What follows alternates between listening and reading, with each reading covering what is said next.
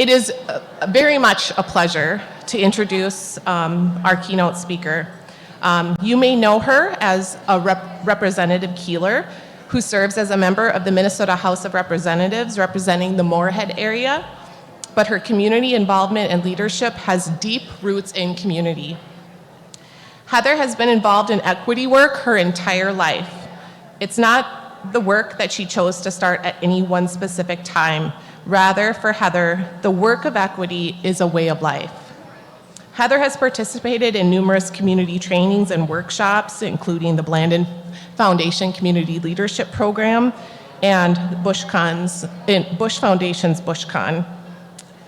Additionally, her service includes leading the Human Rights Task Force for the Moorhead Area Public Schools, serving as the Vice Chair of the Moorhead Native American Commission, and developing a program that laid the foundation for the Moorhead School District to hire a Director of Equity and Inclusion position.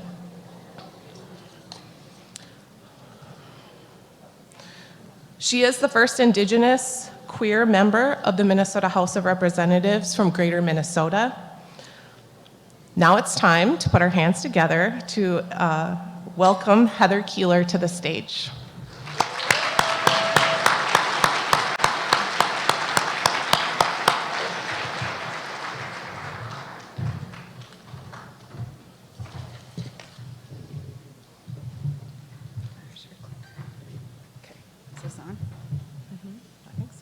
Okay.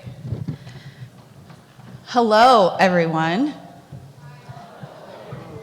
I just heard you all talking to each other louder than that. So, hello, everyone. Okay, so I want to start by just telling all of you thank you. I know that I just came out of a session talking about the Youth Homeless Act and the work that we did in the legislature, and that was fantastic.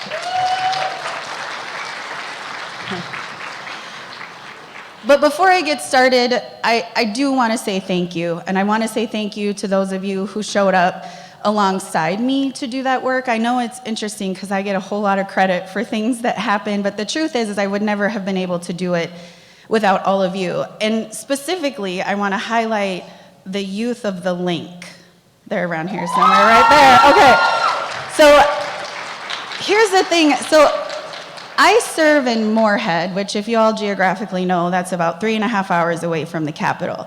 And so in session, we leave our families, we leave our kids for half the year to go to work for all of you. And what I found is this work was really, really hard, not only just as a legislator, but to fight for homelessness in the way that we did. And what I found is that as these youth showed up to serve with me, they became my friends, they became my support system. The link has some amazing adults that I would call in the middle of the day crying because this work was so hard and I needed its support. And so kind of publicly in this space, I just want to say thank you to all of you and the work that you do, and I continue to look forward to the work we'll do together.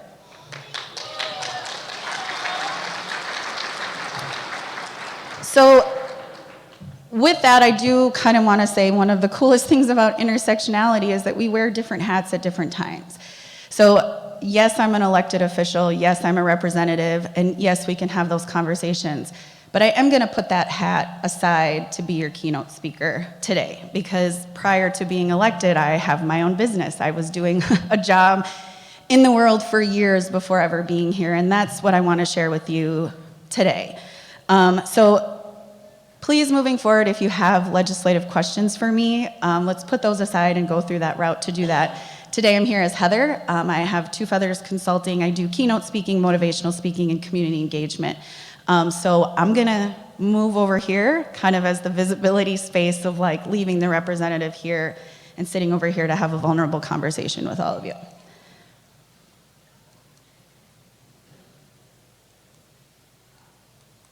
Is this clicker thing work?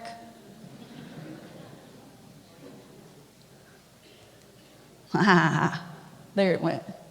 Okay, so this is what I'm gonna ask all of you to do with me, because I know you all are busy. I know you all traveled here, you probably have your computers out, you're gonna be checking your emails, you're gonna be checking your phones, but I'm about to get really vulnerable with all of you.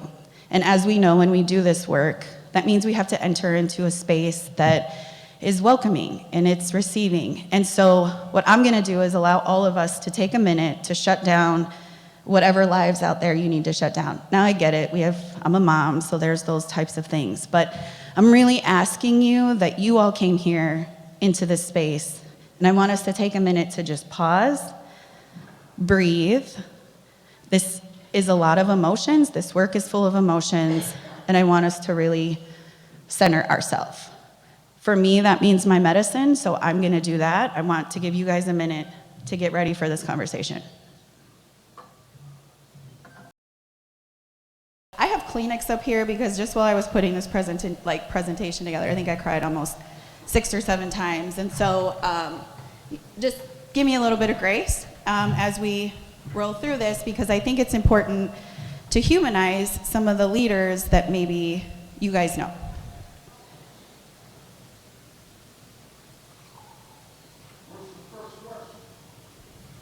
So we're gonna start just with some definitions, right? Because let's ground ourselves in what intersectionality actually is. And so intersectionality is the interconnected nature of social categories such as race, class, and gender. So keep that in mind, right? So like race, I am an Indigenous woman through and through. I'm proud of that. Both my families are Native. I'm an enrolled member of the Hanktawan Nation, which is the Yankton Sioux tribe down in South Dakota. That's my dad's side. And my mom is from Wind River, Wyoming, which is Eastern Shoshone. So y'all, I don't know anything else other than being an Indigenous woman. On top of that, I'm queer and super proud about it. Like, you'll see some pictures here from when I was a kid. Like, there's no question that this is who I am through and through, right? But that's intersectionality. Like, how many Natives are in the room? Okay, hey y'all.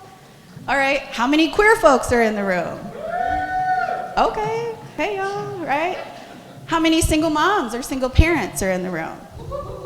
Okay, that's another hat that I wear. How many entrepreneurs, business owners are there?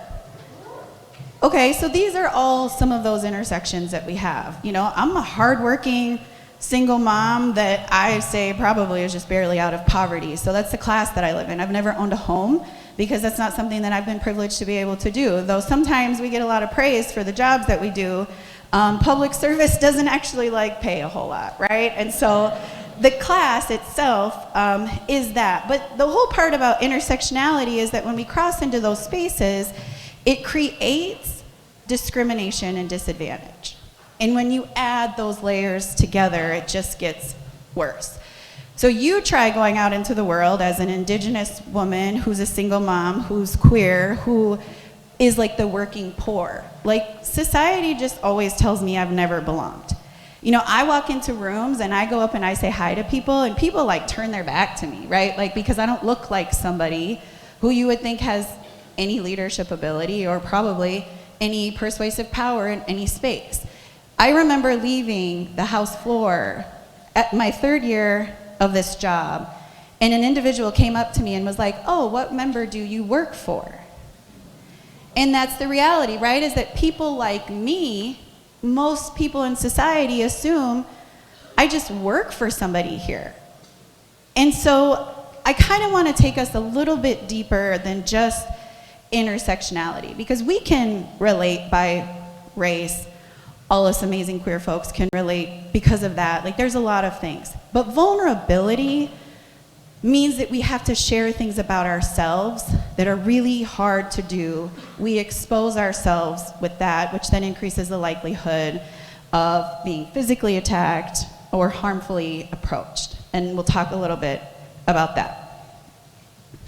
So I want to talk about the deeper connections and actually how we connect. So I talked about being an Indigenous person, and we talked about how there's people in here that relate to that. I think what we don't do is often in society, we show up and it's like, "Hey, I'm Heather. Oh, hey, Heather, what do you do?" Right? Our jobs define us, or our education defines us, or what great thing did you do in life defines us. But the truth is, I believe our deeper connections is actually what connects us. So as I was growing up, I went to a school I was one of the only Native children there. And I attempted suicide twice in high school and have thought about suicide quite a bit even in my adult career as early as just a year ago. I'm not gonna ask you guys to raise your hands on how we connect here, but I'm willing to bet I am not the only person who has thought about that. I'm not the only person who feels like the job that I got into was too big and I have no idea how I ever got here. And like that bamboozle kind of mentality, like, what if I'm exposed and they find out about me and then I'm not really supposed to be a representative, right? That like self-sabotage mind frame. So I'm gonna go through some of the list of things that I am that hopefully allows you to see the human side of who I am. Because the last year has really been interesting. Because often people will be like, oh, Representative Keeler did this and this and this and this, which we did really great things in homelessness. I don't want to say that we didn't, but I am so much more than the policies that I carried in the last year. So I'm a suicide survivor. I'm also been, you know the data, you know the stats, right? If you think about Indigenous women, queer women, I've also experienced a horrific amount of violence and sexual assault in my life. And again, I'm sure that that's something that we can all relate to, know somebody who can relate to that. And what the traumas of that are afterwards. Healthy relationships are like a joke to me. Like they just don't even seem real because violence is the only area and space I've ever known and has ever felt like home to me, which is really complicated when you get into spaces. Also, as you know, like I've worked a bunch on murdered and missing Indigenous women and the work around that. And the reasoning is because when I was 5 years old and I was walking from school to my daycare, I was a part of an attempted abduction. And so what that felt like and what that does ongoing changes you.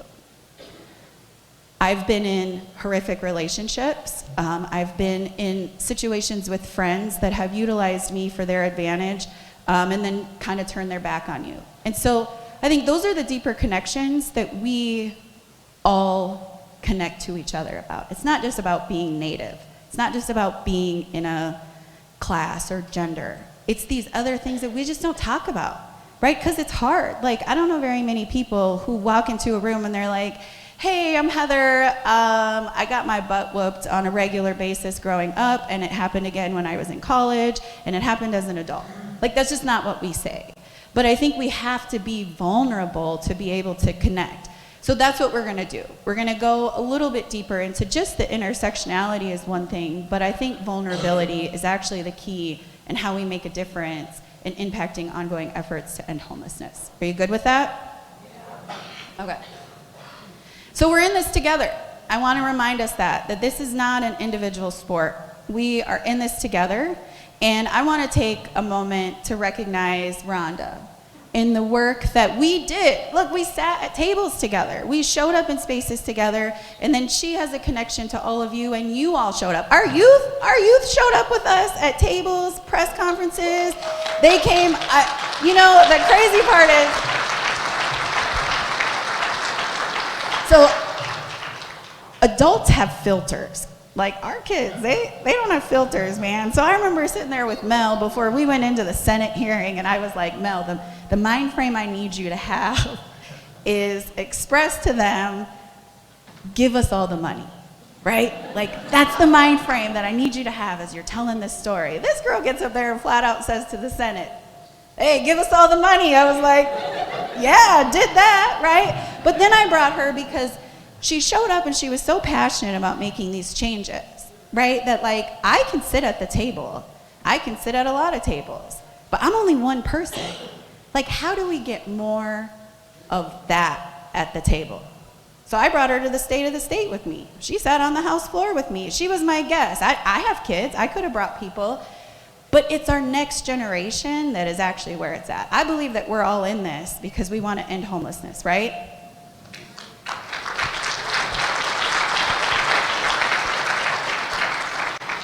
And that's a generational movement. As Indigenous people, we believe in the 7-generational movement, which means what I do today is not just about the people that I'm looking at right now. It's about them, it's about their kids, it's about their kids as kids, right? Like, what are we gonna do here? But I want you all to remember that we do this together. How many of you guys like track? Or have been like watching any of the things that have been going on in track lately. So the U.S. women's 4x100 relay kicked tail. And they're some of the fastest women in the world individually. They could go out and win any race they wanted, right? But when they came together as a group of 4, not only did they push themselves to be the fastest, but then Jamaica also pushed themselves to be the fastest. And then afterwards, they all celebrated together because for the sport, they just did this huge movement. And I want us to visualize that, right? Because this work is hard. I know you are all tired.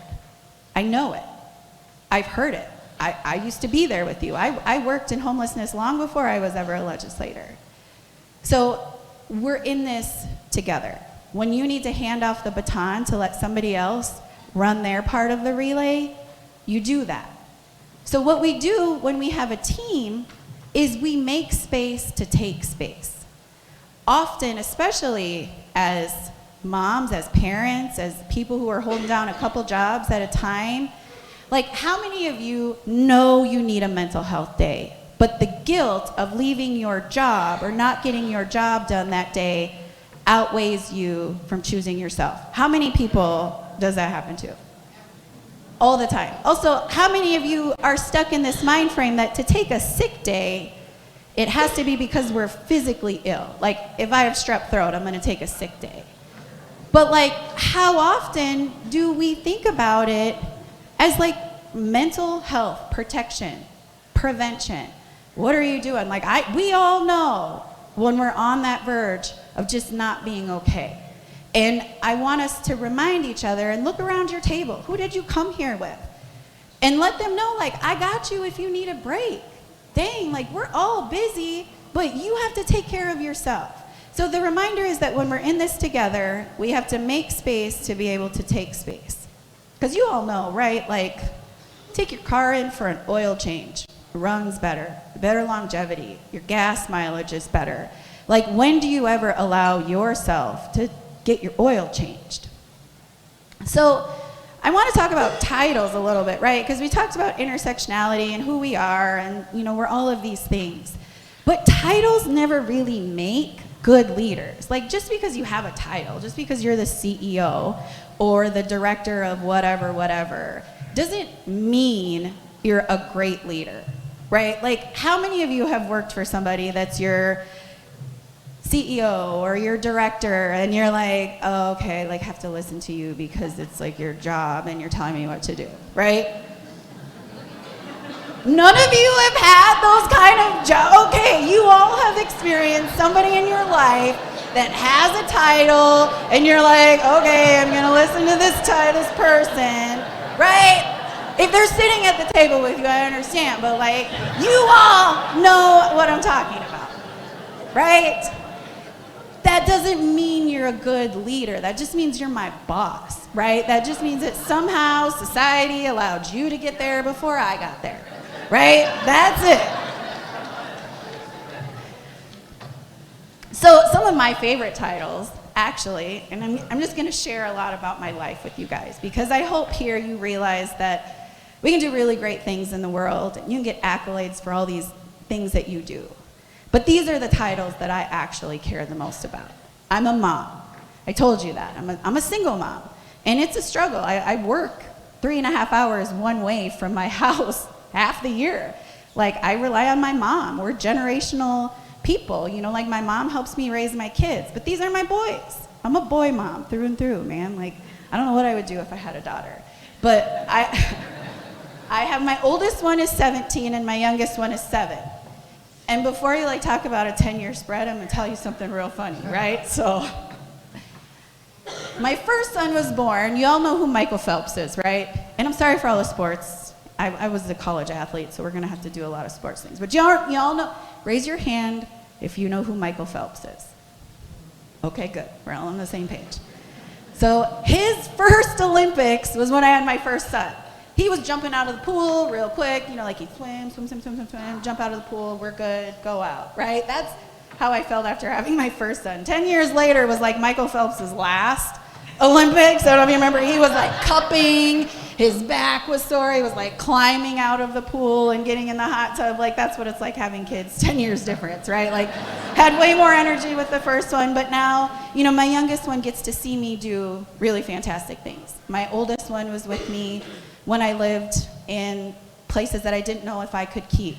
When I was a mom with my oldest son, when he was 2, I remember getting beat up so bad right outside of his door and nervous that he was going to open his bedroom door and see me like that. That's what my oldest went through with me. My youngest, though, funny story, right? So when you're working in the Capitol, you sit on the House floor. That's what they say. Like, what we learned and what I think Beth mentioned earlier is that, like, the Capitol has all of its own lingo. So as I'm telling my, at the time, 5-year-old, Mommy's got to go to work, like I have to do this tonight. You know, Mommy's on the House floor. So I got elected in the pandemic, so my first 2 years, my kids weren't really able to come. So Elliot comes, and I bring him down on the floor with me, and then he goes back and he's with my mom, and he says, Unchi is Grandma in Lakota, Unchi, the coolest part is, Mom has a chair. She doesn't really have to sit on the floor. I'm like, yes. And so I'm a mom. And the reason that I do the work that I do, like, people think I'm crazy, right? And actually a lot of people criticize me because they think, if you're a good mom, how can you leave your kids, right? Like, if you're a good mom, how can you work so far away and let your mom take care of your kids? But I can tell you that I can look my kids in the face and I can say, I did everything that I could to make this world a better place for you.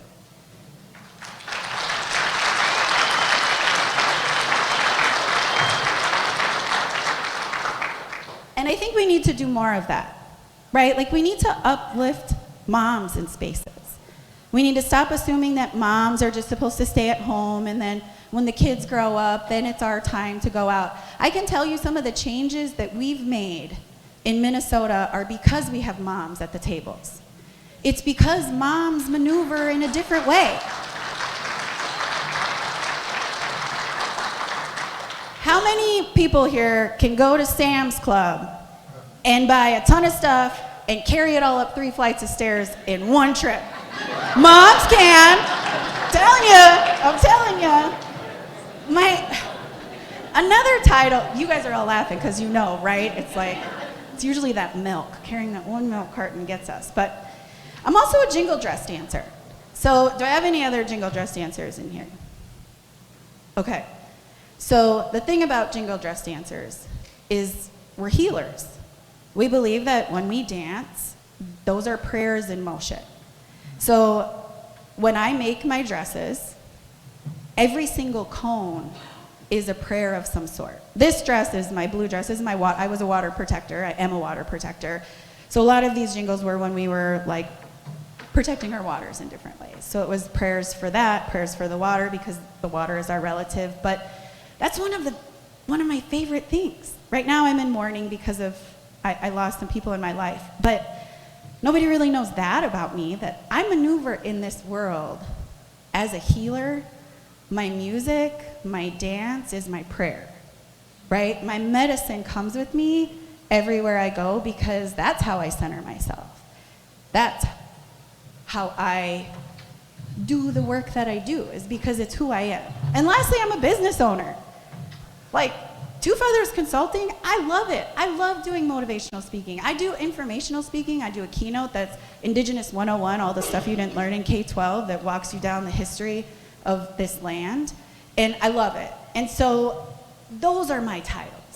Those are other titles that we have. You all have a job. You all have a title in your job. But the things that I think really matter the most are these kind of titles, right? So I want to talk about, remember I said my mom is from the Wind River Reservation. Have any of you, okay, it's Wyoming, right? So how many of you have ever been to Wyoming? Let's start with that. Okay, how many of you have been to the Wind River Reservation in Wyoming? A couple, okay. So the thing about really good leadership, I believe, is that it's like the wind. Like, you can't see the wind, right? Like, you can't physically go outside see the wind. You can see how it impacts things. You can see how the wind makes that tree move if it's strong. But good leadership is something that you can't see, but you can feel it, right? Like when you walk into a place or an organization and you're around good leaders, you can just feel it. Have you all been in those spaces? Have y'all like walked into a room and you're like, oh, we're good here. They get us, right? Like we don't have to over-explain ourselves. We don't have to do any of this. Like, it's good. I mean, I encourage you to think about that feeling and how that makes you feel. So we're gonna do an activity pause because I think it's important, right? Like I've sat through a lot of conferences and I can see some of you dozing off, and I'll try to make my jokes funnier. But I want you guys to get something out of this. So I do want you all to pause for a minute and really think about someone who makes you feel good. Like when you leave that person, man, I just always feel uplifted. They're always so positive. They always ask me how I'm doing in my life. They ask about my kids. They know, these things. Like, who are those people? Okay, so we're gonna pause. I want everybody to close their eyes, and I want you to just think about that person or those people. So are those people your family? Are they community members? Are they youth that you work with? Are they your kids? Are they your bosses? Think about those people. Think about the actions that they do. Think about why do you feel better after you spend time with them or after you talk to them. I mean, I think often we're like, oh, they're so successful, right? They did this thing. We always categorize people in that way. But I really want you to think about how people make you feel. So there's a couple of big myths of like these myths about big leadership, right? Like I struggled with it. And there's this idea that you have to be like something really magical and fancy, right? Like I learned that. I learned that to be a CEO, right? You feel like you have to have had all these really great credentials. To be an elected official, oh my gosh, like you'd be amazed at how many not magical fancy people they are as elected officials. But what I know is that idea stops some of us from pushing into those spaces. Because when you're real about it, the intersectionalities of who we are means you're the first elected official as an Indigenous queer person from Greater Minnesota. What? Like, that's nuts, right? Like, I don't want that title. I don't want to be the first. I'm sick of being the first. Because you know what it means to be the first? Is that I have to bust through glass ceilings, and that shit hurts, right? But more than that, how do I leave the glass crumbs for them? Because we can't bust through these ceilings or these glass ceilings and then be on this side by ourselves. And so I'm here to tell you the magical and fancy is actually all of you, right? Like you guys are the ones that do this work.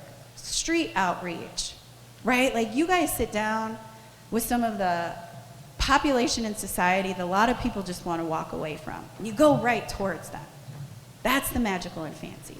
You go right into really hard spaces when this society has turned their back. How many people are like, oh, that's really great, you want to end homelessness, just like not in our backyard?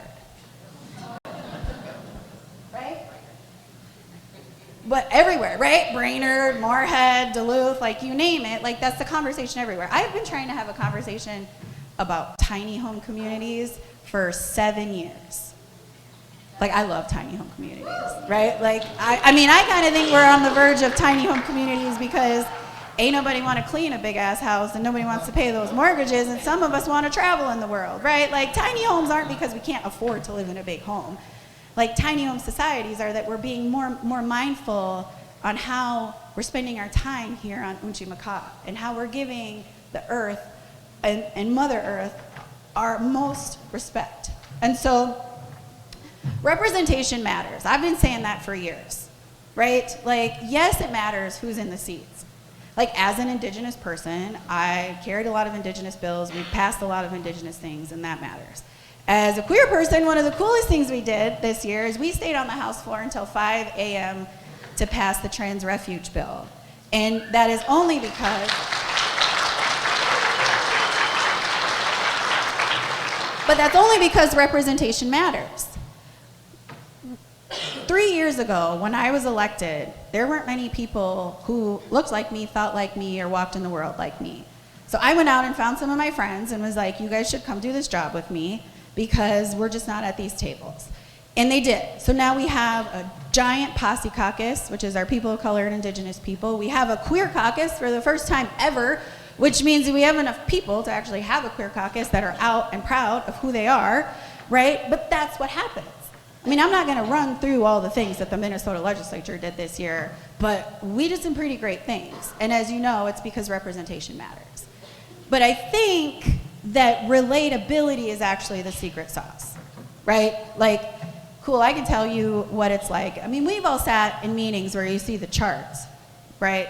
As an Indigenous person, you can give me any chart, we're the worst on it. Or they say we're too small to even be counted. So like homelessness, high rates of likelihood. Our average age expectancy is like 64. Y'all are living till you're like 90 something. You know what I mean? It's a different world.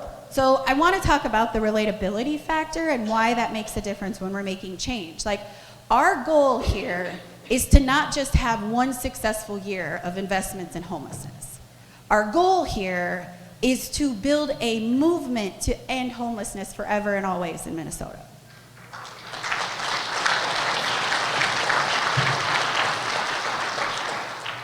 And this is where you're gonna, I did bring Kleenex, because this is where it's gonna get a little emotional for me, because I think when we are relatable, it just makes us human. So,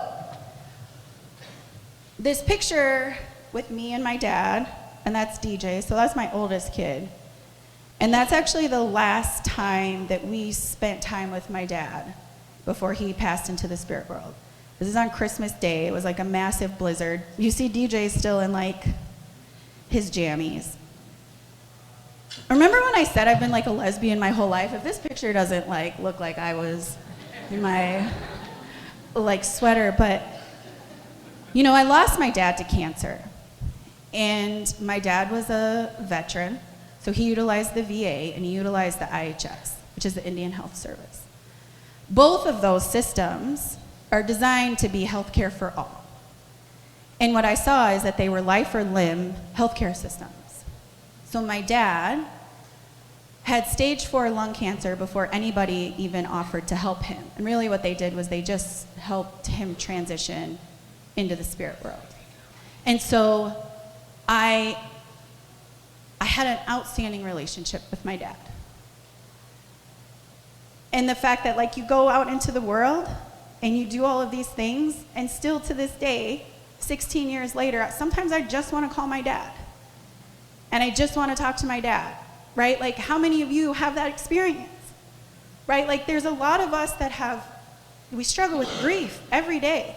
You know, we show up in these spaces because we lost people in the fight.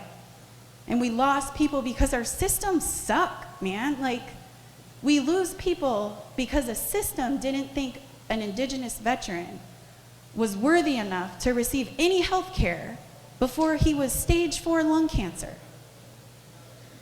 So like, that's how we're relatable. That's how you tell these stories. This middle picture, so I'm a jingle dress dancer, but my little guy is a grass dancer. And again, I told you I'm a single mom. So that means like, I bring my kid with me everywhere. Which means in Grand Entry, he entered with all the jingle dress dancers, right? Because tiny tots, when they're little, you know, like he was nervous to enter into these spaces. And so like, it was cute because then my son started to like hold his hands like jingle dressers do.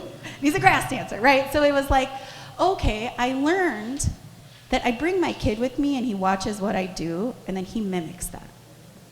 So like, how many of us are really mindful? Our littles are watching us.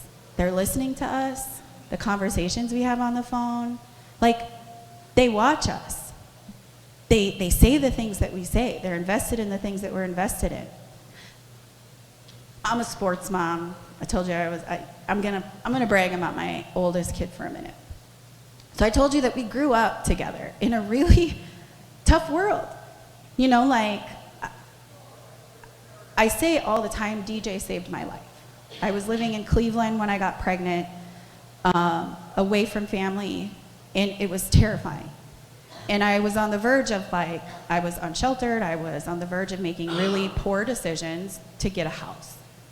And I'm sure you all have either been there or know people who are at that one pivotal point in their life. And getting pregnant literally saved me. And then DJ has experienced some really horrific things with me in my life. His resilience and his grit, he's the most humble kid I know. He's 6'3", 200 pounds. I think he's one of the best wide receivers in the state. But he's number one, right? And that, like, says everything. Like, the kid just excels in all kinds of ways. And he's sat with me in a lot of these efforts. Like, you'll see pictures later about a movement that we did in our community, and my son was the voice for it. And so what does that tell you, right? Like, our generations before us teach us a whole lot. And our generations after us are watching us. And we have a decision on how we play that. This job is so hard, right? Like, how many of you can remember the last time you cried? Oh, me, like 5 minutes ago, 10 minutes ago, right? Like, that's a common thing. And it's okay for your kids to see that this work is hard. Like, I used to live in a world that, like, I didn't want my kids to see me cry, because, like, I thought that would make, me look weak, or that would make me look some type of way. Like, I grew up with military family through and through. Like, we didn't say I love you, we didn't hug each other, we didn't say, like, see you later. Like, I feel like there was, like, nothing. And so, be vulnerable with your kids, especially your boys, because we live in a world that, like, it's okay to be vulnerable. It's okay to see that, and it's okay to be in that space with each other. So what does intersectionality look like? I mean, one, this is my first day of kindergarten. Yo, look, I was wearing my rainbow necklace. I had my little pony shirt on. I had my pink pants on. Like, that little girl was ready to go to school. Like, that little girl was like, this world is all mine, right? Like, just you could see it. And then now that's me, and I'm in spaces that I would have never, ever, ever thought I would be capable of. So I'm going to walk through some real life intersections. So my family. So reservations, especially like reservations in South Dakota, they don't have a lot of opportunity, right? So, like, the native culture will tell you, like, grow up on the res, right? Be culturally connected. That's what you're supposed to do. That's so great. Well, my mom was fantastic and was an advocate for healthcare. So my mom got offered a 6-month contract in Pierre, South Dakota, to work on the Medicaid program. So we moved off the reservation. My parents did. They were the first couple to move off the reservation. And when I talked to my mom about the experience, she knew that that was scary because she was leaving her home. So I was the first in my family to be born off the reservation. Okay, so now where do I fit it? Like, I told you, both my parents are native through and through. Like, I don't have another side of the family that I can go blend in with. Like, my dad used to say to me, okay, when you go in to try to get an apartment, just don't look as native as possible.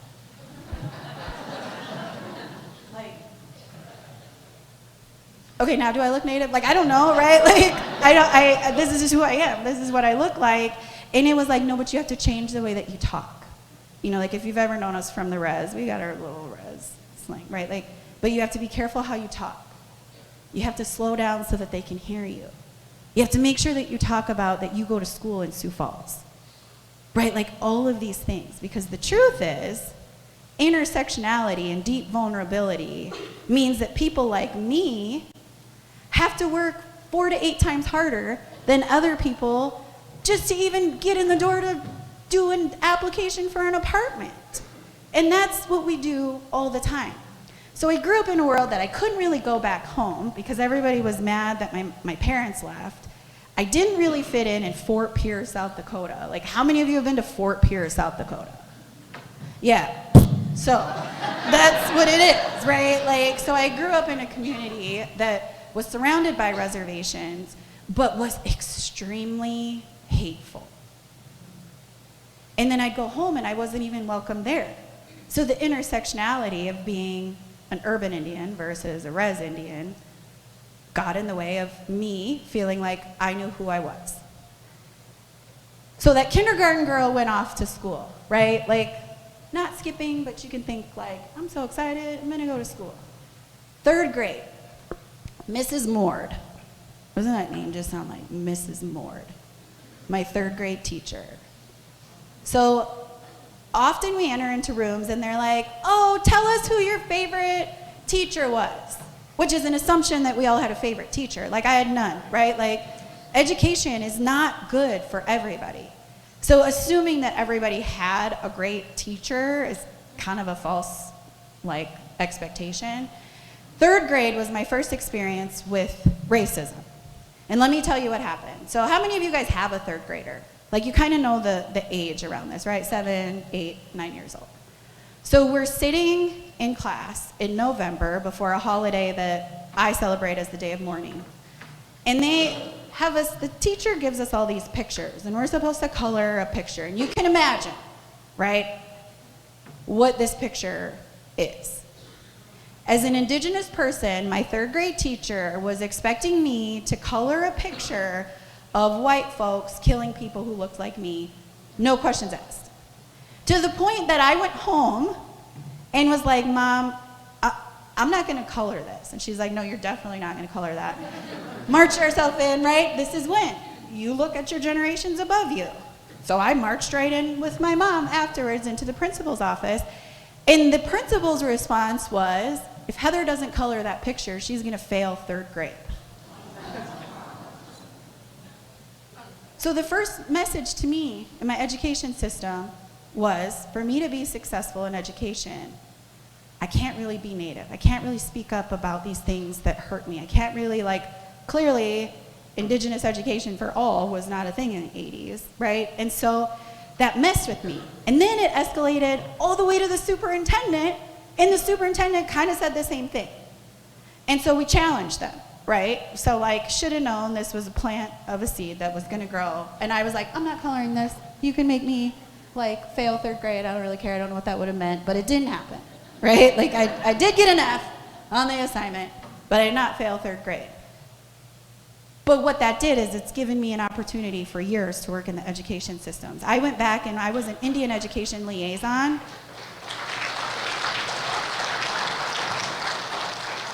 For 14 years.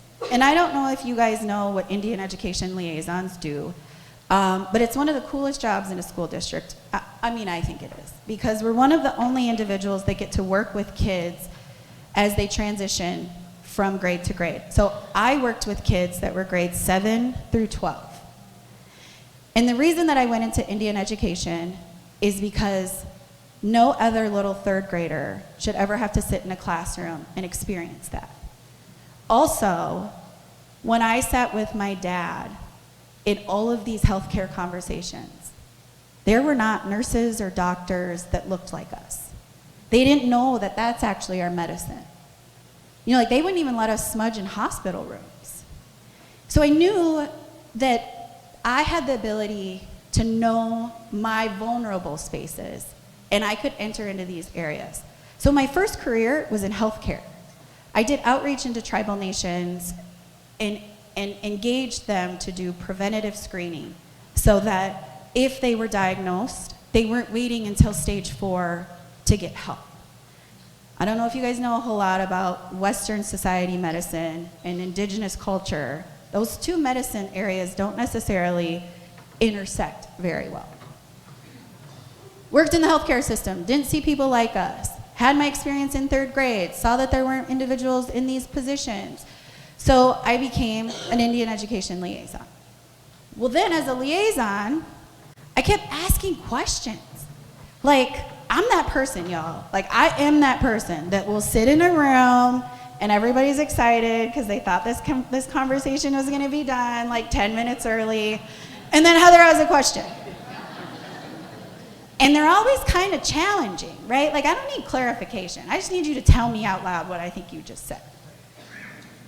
Right? Like, your no is a crappy no, like, give me the actual reasons. So I was that person. And I realized that my title as an Indian education liaison didn't allow me to be at any of the tables that they were making decisions for my kids. So I realized that in this world, we have to play this game of education, because that's what matters. When you say, hey, what do you do for a living, or what kind of degrees do you have, or like there's some sort of society connection to our diplomas. So I'll give you that, because I realized I need to be at those tables. And they kept calling me like young lady, which some people might like, but to me it felt like you were discrediting me. Like, I'm a grown-ass woman at this table, and I deserve to be at this table. So you're not gonna address me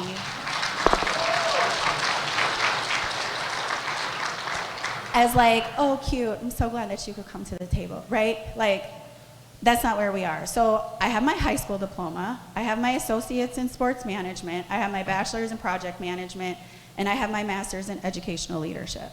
So I have the degrees. I went out and I was like, cool, I can do this. Do you know that entire time, I never saw a professor at the front of the room who looked like me? And I went to school in Minnesota and South Dakota. Like, we're here. We're around. There's not many of us, but we're here. If you look at the data of education, you know, like 7% of us hold master's degrees. And so it kind of subliminally told me, like, I don't belong in these spaces, which creates barriers, right? You're like, you will tell yourself, I've never seen anybody in that space, therefore I don't belong in that space, or that space isn't for me, or that's too scary to enter into that space. And I think, too, holistic health is overlooked. Like, the idea of intersectionality says things overlap, right? Like, and then they overlap so much, and then you are who you are right in the middle. As Indigenous people, we sort of believe in holistic health differently. Like, that means that we equally align our physical, mental, emotional, and spiritual health, that they're all in alignment with each other. So, like, how many of you can honestly raise your hand right now and say that you deeply feel holistically aligned in your life? Like, there's probably not many of us, because that's a really, really, really hard thing to do. Because society doesn't even ask you those questions. If you go into a doctor's office and you have strep throat, how many times do they sit down and ask you, how are you doing with your spiritual health right now? Like, probably not, ever. Or like, how are you doing with your mental health? You know, we know that like mental health can impact our physical health so much. And so I really chose to show up in spaces and publicly talked about my mental health. Because it's a stigma, right? Like, as a legislator, the number one thing that people say to me when I go on my lives, or I say, like, I'm really struggling right now, so don't yell at me if I don't get back to my emails. I'm sitting in like 6,000 hate emails, so it's hard to get through.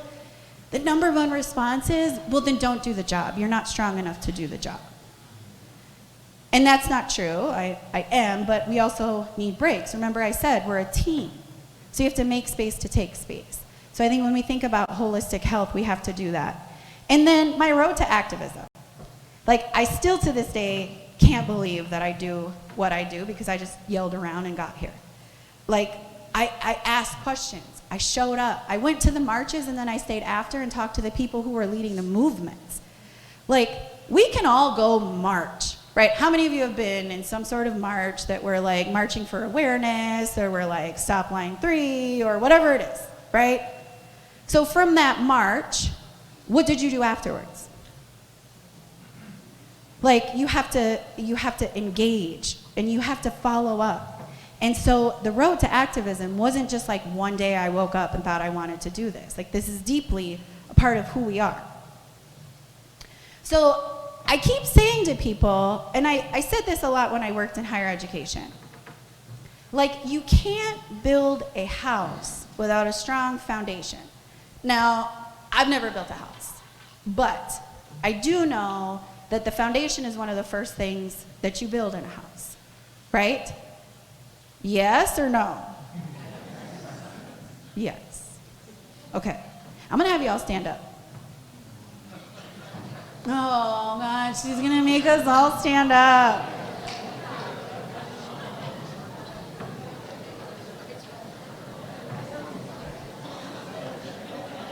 I don't know, do you need to stretch? Do you need to move? I know we were driving, but I can see I'm losing some of you. So we're gonna move around a little bit. Okay, so you can sit back down. Oh, now, first it was like, oh, she's gonna make us stand up. That's like, oh God, she's gonna make us sit back down. But I need you guys to hear me when I say this. We're all trying to end homelessness, right? The end goal is that everybody has a home. And I grew up in a world that my grandma would tell me all the time, you don't need a big fancy home. You really just need like some soap and water and you can have a pretty nice home. So you can't build a house without the foundation. And the foundation is you, right? It's not me. It's not other leaders. The foundation is each of you, right? We can't build a house to end homelessness without all of you. And what that starts with is self-care. Like, I'm not gonna give you any tips and tricks on how to go end homelessness. You know that. You all do the data. You all come to me and say, here's our plan. Here's our 20-year trajectory on where we wanna be. But the truth is the foundation is you, and you are only as strong as you can be if you take care of yourself. So if you need the permission, if you need to hear somebody tell you, take time for yourself. Invest in yourself. Take that mental health day that you need to protect yourself. Stay holistically aligned. You deserve that. For you to be able to go out and do all this fantastic work that you all do, you have to take care of yourself first. So we're gonna do another activity because I really wanna hit this home. You're gonna go, the breakout sessions are fantastic. I already cried in my first one. But you're gonna learn a lot of things. That I hope my message to you is that as you're implementing all those things and you're excited to go back to your community, that you don't forget about yourself. Because we can wear all kinds of titles, we can do all kinds of things, but the self-preservation is key for longevity. So in your little tables and in your little groups, I want you to share out what you do for self-care, what you would hope you could do for self-care, or encourage each other or remind each other that self-care is a priority, and then we'll do some share-outs in a minute. So have conversations within your own little groups about your self-care plans. We're gonna do some share-outs. I'm gonna just kind of point to areas, like what are some of the things that we had self-care examples over here? Somebody share out, go ahead. Music. I love music. Is that what you said? Yeah. Writing music, listening to music? Yeah. All of it? All right, what about back there? Self-care plans? Traveling. International travel, regular travel, all the travel. What else? Working out. The endorphins, man, they're the best. What else? Getting enough sleep. Sleep? What is sleep? Like this idea that we're gonna get 8 hours is like hysterical, right? What else? What do you guys have over there? Hair and nails. What is it? Oh, okay. She said hair and nails, but not me, right? Self-pampering, right? I think that's true. Like, all of these things make sense. But like, do you take the time to do them? And how often do you like set out? Like, do you make appointments in your calendar for self-care? Like, is your massage the thing that you always cancel and just push down the road? Or like, are your meetings like a firm no, this is my self-care time? So I want you guys to go back, and I lost my little clicker. Okay, so I want you guys to go back into your spaces. Either give yourself a lot of credit because you're doing self-care well, or like go back and practice it a little bit. It takes a lot to practice. And I don't want you to feel guilty about it. Because we all know the emails will be there, right? Like we take a mental health day and all of our emails are probably still connected to our phones.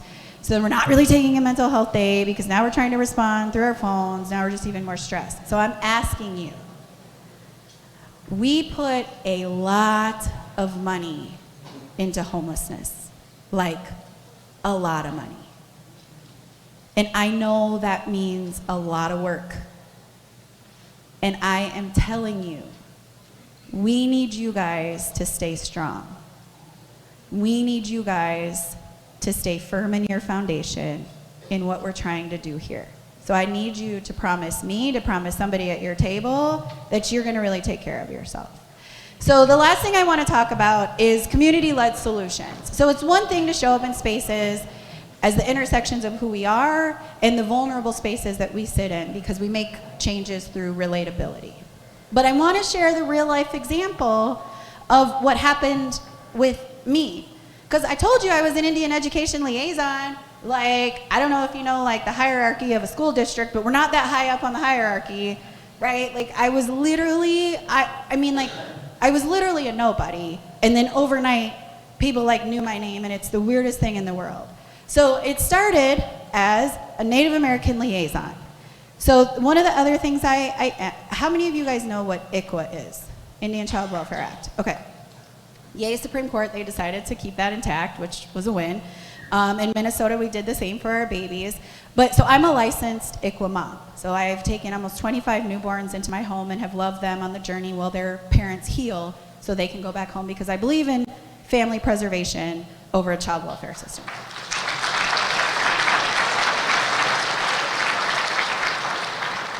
And family preservation starts with a home, and it starts with food. So that's what I'm dedicated to do here. So in this picture, so that's Elliot with the little basketball one. The middle one is one of my friends' son, and then that little guy on the end, I loved on him when he was born, and then he ended up living with my friend, and now I get to watch them grow up. But it was the kids that were asking for Indigenous Peoples Day. They were like, when is anybody gonna see how beautiful our culture is? So I went to the superintendent, and remember I told you, I was like, they were like, yeah, you can come to some of these meetings, it's okay. And I said to the superintendent, the kids really want to do something on Indigenous Peoples Day, which used to be Columbus Day. Is there any way that we could do something just for an hour? We would pay for it, we'd find everything. You know, this fool told me no. I'm the wrong person to say no, especially when my kids are asking for it, right? And I think we've all done that. Like, no, I know you didn't just say no to me. And I said, why? He said, we'll never celebrate Indigenous Peoples Day in this school until it's a city or state recognized holiday. Bet! So what did I do? I filled out the application in my own community to be on the Human Rights Commission. Because I learned, okay, how do I make it a city holiday? Like being an elected official is not something I ever wanted to do, just to be really clear. This is not like a lifelong dream of mine. Fill out the application, right? Like, what do you want to do? I want to make Moorhead inclusive, blah, blah, blah. Took like a minute, and they were like, ta-da, you ended up on the Human Rights Commission. So my very first meeting, my very first question, how do we make Indigenous Peoples Day a city recognized holiday, and can we take a vote on it now? So the commission, right, they were like, yes, yeah, we're in it. Because I was like, and you're not going to tell me no, and this is what we're going to do, right? Like, this is my first meeting. So then what happened was really interesting. Because I thought, like, I'm on a movement with my kids, right? This is what they wanted. So I'm going to go advocate for my kids. And when I say my kids, anybody who's worked in the school district or any of you who work with kids, I have like 14,000 kids in my span of like working and things. And so then we pass it through the commission. So this is my pitch to you. There's areas to get involved in: school board, city commissions, county commissions, task forces. Like, your voices need to be at those tables because decisions are being made about us and for our kids without us there. That's not beneficial. It just creates a system that we fight against. So what happened was, I was like, I had never been in City Hall, like, before I decided to get on this commission. I thought the room was kind of cool. They had all these seats, so I counted. There was 86 seats in our city hall at the time. So what did I do? I made a Facebook event. And I was like, I'm gonna bring 86 people with me, because I'm sure 86 of my friends have never seen the inside of this room either. Well, then the city manager calls me. And this will tell you a lot. Indigenous Peoples Day, where I'm like, come join on the fun, right? Like, let's experience this movement together. Because if I show you the path with me, you have a higher likelihood of being on this path too. City manager calls, ring, ring, ring, ring. Oh, stern voice, right? Heather, you know we are good with this. Why are you bringing so many people to fight against us? And I said, well, that's not what the Facebook event says. It says, like, come celebrate, come learn. That it's interesting that government, even at a local level, feels like when Indigenous people show up, it's combative. And the truth is, we've just never been invited to these seats, so I'm just bringing the crew with me, right? Like, that's it. That's literally it. So then, one of my friends was on school board, and the day that we passed it in city council, she emailed the superintendent, ding, ding, ding, ding, ding, ding, ding. Remember when you said the only way we would celebrate Indigenous Peoples Day is if it was a city or state recognized holiday? Well, then it became a city recognized holiday. And those were the people that I did it with. You know, again, it wasn't just me. Like, that's my son in the middle, speaking up on behalf of why he and his classmates wanted Indigenous Peoples Day in their community. So fast forward a little bit, this is actually how I got here. Is because my city was like, oh, you good. They said no, and you did it. And so they were like, we're gonna send you to go do it. The craziest part about the circle, right, is when I had titles that they didn't want me to be at their table, they could overlook me and they could say no. Not only did we make it a city-recognized holiday, in case you don't know, the state of Minnesota eliminated Columbus Day, and now we'll celebrate Indigenous Peoples Day for the first time this year.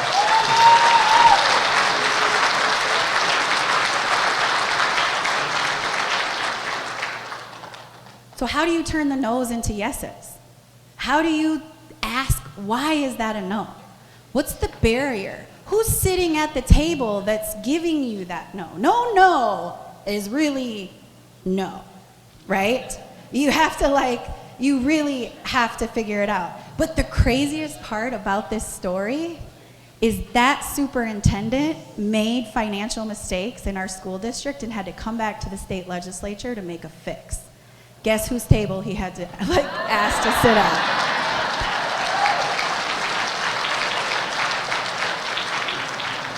So that's how we lead through community, right? It doesn't take big, magical, fancy things.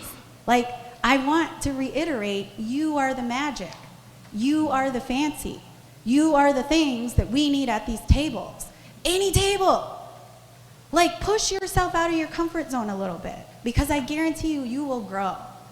Like, I guarantee you, you will grow. So the reality of this work is burnout is real, right? We know that. So I just don't want to reiterate, take care of yourself. And longevity starts with us. Because this work is real and it's raw, right? Like, we hear some of the hardest stories. Man, I can tell you, when I was a liaison, I worked hand in hand with our McKinney-Vento liaison, and we sat in rooms and houses until 9, 10 p.m., talking with entire families, getting entire families back into school, getting them the food they needed, getting them to eye appointments so their kids had glasses so they could see. You're not dumb, you just can't see the board, right? But it's so rewarding.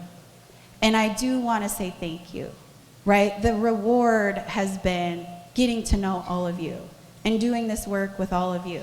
And so continue to do the real work. Continue to be raw in the work. Be honest with each other. Like, some of our best leaders are our kids, right? Like, our youth will tell you what they need. Our youth will tell you what kind of future they want to live in. And so it starts with us. So the last thing I'm going to have us do is another activity pause, right? Also, that's my jingle dress, and I just really love that picture, so I added it in all of the things. But I want you to write a note of gratitude, thanks, or motivation to somebody. Whether it's a text message to somebody, whether, like, I still write postcards, like handwritten postcards to people. But before we get our food, I want all of you to think of somebody who maybe just needs a little bit of encouragement. On really frustrating days, and I've had a lot of them, it's like those comment cards. You can either choose to complain about something or you can share hope and love in the world. And I want to encourage us that today, we all send a quick message of gratitude to somebody, tell them, I see you, I see the work you do, thank you for doing this, and practice that. Because when we send good into the world, we heal, right? And we need to heal. We've been through a lot of pain and a lot of trauma. So before we eat, I'm going to ask you guys if you would do that. Lastly, this is me and my mom. Two Feathers Consulting is a two-person thing, and we're doing it for my two kids as a generational movement.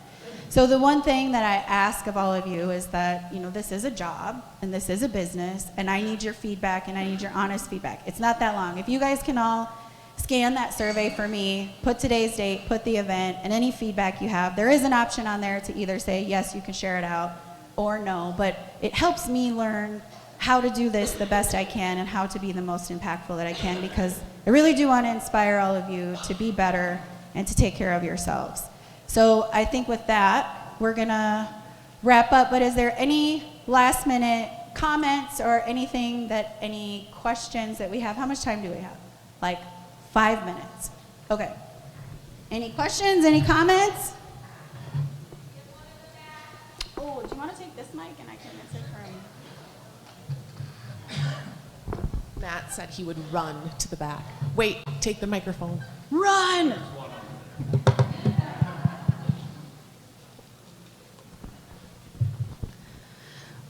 Are there any questions anywhere else that we could get queued up by a mic if we need to?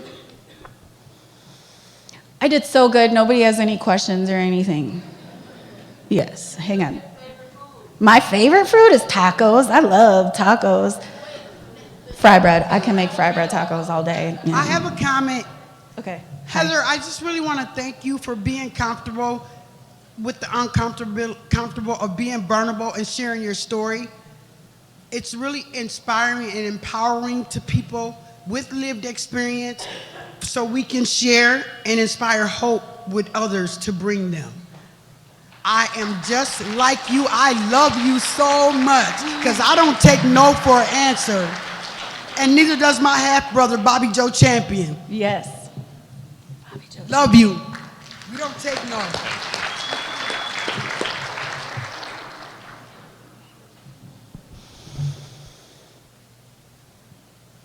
Oh, there's one over there. Tacos, but not like super spicy. You like spicy? All right. I'll make the fry bread.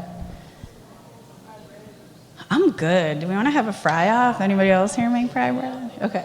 Tacos are great. Spicier the better. A couple of questions for you. You mentioned that there are opportunities for people to get involved. So I myself, I'm only just now learning to speak up.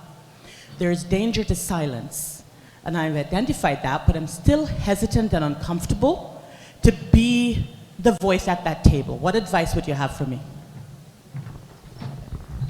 I think it's interesting because silence is complacency, and I feel like when people are silent, they're saying what's happening is okay. And so I think your first step is just to show up at the tables, right? Like, that's the hardest step. And you don't have to say things out loud.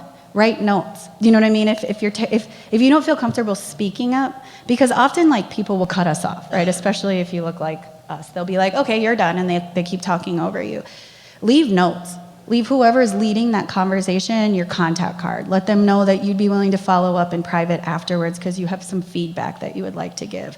Get their information so that you can follow up with them when they don't follow up with you.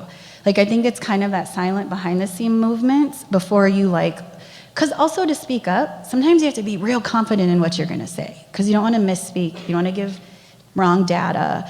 So I have learned in my experience in some of those spaces, having silent conversations on the side have helped me build the strength to be able to speak up in some of these really crazy places. Also, I'm nervous all the time. You know, I think people think like, oh, you have to be like comfortable speaking. Like, I sweat like a maniac. I think that I sound like an idiot. Like, right, like you just have to do it sometimes. But yes, okay. We have one more over here, too. Where is over here? Right there. Right here. Hi, Heather. My name is Shirley. I work for Washington County, and I think the question I have for you is just working for a government entity, you constantly hear the no's. And so I just want to find out from you, how do you show up working in a government entity as well, so that we can kind of learn from you? Because I think that's one of the things that kind of drains us down, is constantly hearing the no's, or that won't work, or we're working on it.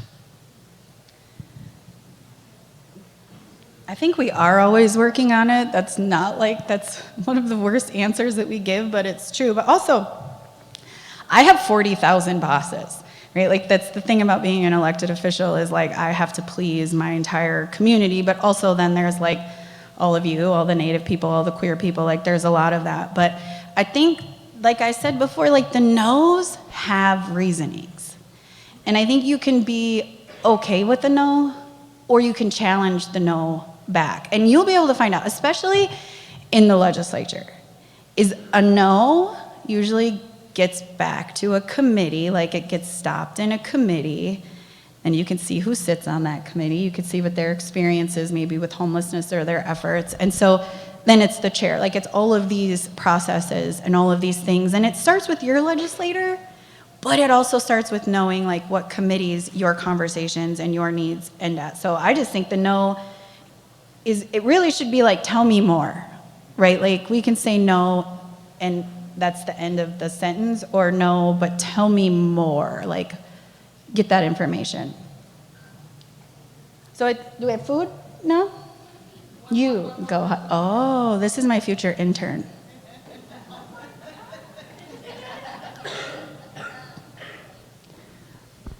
Do you want a mic? Oh, no, you just, yeah. I just wanted, I don't have a question per se, but I just wanted to thank you for, again, being vulnerable with us, because when you mentioned suicide and whatnot, in 2018, I lost my uncle to it. I've been having attempts since from first grade to last summer, and this is a year where I finally feel, okay with myself and everything. And I grew up, similar, but I grew up Muslim and black and queer. So it's been a lot. And to hear somebody who's in a place where I would love to be, like, just being here is enough for me, because first of all, I feel like an adult, for real. And it feels good to be a part of a change that I want to see, and to see somebody who's in that, I don't know, you important, facts. So just to see you having the same struggles that I've struggled with growing up, in the same issues and situations that I've seen, you've seen, and you've gotten past it, and look where you are now. I think it's a very big inspiration for me, and I'm excited to be your future intern.